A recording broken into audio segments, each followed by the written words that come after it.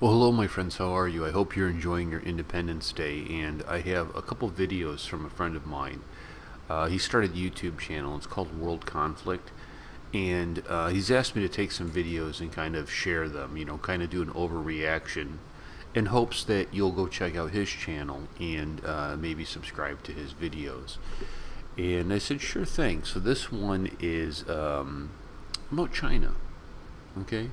China, the Chi-Com are a pain in everybody's butt. I think we would all agree. And this is the Indian-China War of 1967, the border skirmish. And he's going to tell you what has really happened. This is news to me, so I'm curious on it. So this is India versus China. Let's go ahead and take a look at it.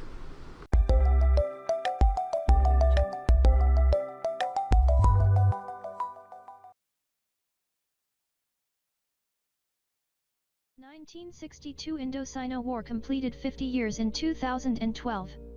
This war was one of the bad memories of India, where the cutting defeat from China.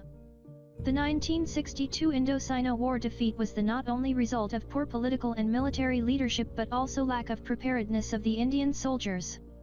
Though many consider 1962 debacle a biggest failure of India, there was an event where Indian Army showed their potency to Red Dragons in 1967, forcing them to retreat. In the skirmishes at Nathula and Chola in Sikkim during the period of 1st to September 30, 1967, Indian troops taught a tough lesson to Chinese Army in their own words. This was the only first time when Chinese Army got bloody nose from valiant Indian soldiers. The beginning of the skirmishes. The two strategic points Nathula Pass and Jelipla Pass were the main route points of confrontation between India and China. During the 1962 Sino-Indian War, Nathula witnessed skirmishes between soldiers of the two countries. Adamant China categorically rejected the McMahon Line, which India claims an international border between India and China. During the 1965 India-Pak War, China extended its support to Pakistan, and Chinese Army served an ultimatum and demanded that India withdraw its posts at Nathula and Jelipla. Overconfident of being winner of 1962 war, Chinese Army made several attempts of instigating India for war at both passes since 1965. Ultimately, in 1967 the hostility turned in a battle where India gave tit for tat to China. According to HQ Corps, the main defenses of 17 Mountain Division were at Changwu, while Nathula was only an observation post. In the adjoining sector, manned by 27 Mountain Division, Jelipla was also considered an observation post, with the main defenses located at Lungthu. In case of hostilities, the divisional commanders had been given the authority to vacate the posts, and fall back on the main defenses. Accordingly, orders were issued by Corps headquarters to both divisions to vacate Nathula and Jelipla. Undefined as a result, 27 Mountain Division vacated Jelip, Louisiana, which the Chinese promptly occupied. However, Major General Sagat Singh, GOC 17 Mountain Division refused to vacate Nathula. He reasoned that Nathula and Jelipla were passes on the watershed, which was the natural boundary. Vacating Thea passes on the watershed would give the Chinese the tactical advantage of observation and fire into India, while denying the same to our own troops. He also felt that the discretion to vacate the posts lay with the divisional commander, and he was not obliged to do so, based on instructions from higher headquarters. China used some pressure tactics on Indian Army. The Chinese had installed loudspeakers at Nathula, and warned the Indians that they would suffer as they did in 1962, if they did not withdraw. However, Major General Sagat had carried out a detailed appreciation of the situation, and reached the conclusion that the Chinese were bluffing.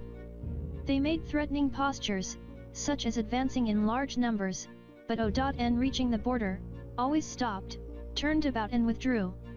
They also did not use any artillery, for covering fire, which they would have certainly done if they were serious about capturing any Indian positions. Ultimately, Sagat's fortitude saved the day for India, and his stand was vindicated in 1967, when there was a showdown at Nathula. Undefined. In order to de-escalate the situation, it was decided by the Indian military hierarchy to lay a wire in the center of the pass from Nathula to Sebula to demarcate the perceived border. This task was to be carried out by the Jawans of 70 Field Company of Engineers assisted by a company of 18 Rajput deployed at Yakla Pass further north of Nathula. The wire laying was to commence at first light on the fateful morning of September 11, 1967. September 11, the engineers and Jawans started erecting long iron pickets from Nathula to Sebula along the perceived border, while 2 grenadiers and artillery observation post officers at Sebula and Camel's Back were on alert. Immediately the Chinese political commissar, with a section of infantry, came to the center of the pass where Lieutenant Colonel Rising, CO2 Grenadiers, was standing with his commando platoon. The commissar asked Lieutenant Colonel Rising to stop laying the wire. Orders to the Indian Army were clear. They were not to blink. An argument started which soon built up into a scuffle. In the ensuing melee, the commissar got roughed up. Thereafter the Chinese went up back to their bunkers and engineers resumed laying the wire. Within a few minutes of this, a whistle was heard on the Chinese side, followed by murderous medium machine gun fire from North Shoulder. The pass is completely devoid of cover and the Jawans of 70 Field Company and 18 Rajput were caught in the open and suffered heavy casualties. 2 officers of 2 grenadiers and 18 Rajput rallied a few troops and tried to assault the Chinese MMG, but both died a heroic death. 2 grenadier opened small arms fire on North Shoulder, but it was not very effective. Within the first 10 minutes, there were nearly 70 dead and scores wounded lying in the open on the pass. Within half an hour, Chinese artillery opened up on the pass as well as in the depth areas, but it was mostly prophylactic fire due to lack of observation and failed to do much damage. Because of excellent domination and observation from Sebula and Camel's Back, artillery fire was most effective and most of the Chinese bunkers on North Shoulder and in depth were completely destroyed, and Chinese suffered very heavy casualties which by their own estimates were over 400. The artillery duel thereafter carried on day and night. For the next 3 days, the Chinese were taught a lesson. Between 7 and September 13, 1967, China's People's Liberation Army and the Indian Army had 6-day border skirmish, including the exchange of heavy artillery fire. On September 14, Chinese threatened use of air force if shelling did not stop. By then the lesson had been driven home and an uneasy ceasefire came about. The Chinese, true to form, had pulled over dead bodies to their side of the perceived border at night and accused India of violating the border. Dead bodies were exchanged on September 15, at which time, Sam Manekshaw, Aurora, and Major General Sagat were present on the pass. The Indian casualties in the action were 65 dead and 145 wounded. The Chinese are estimated to have suffered about 400 casualties. Indians refused to blink and the mighty Chinese dragon was made to look ordinary.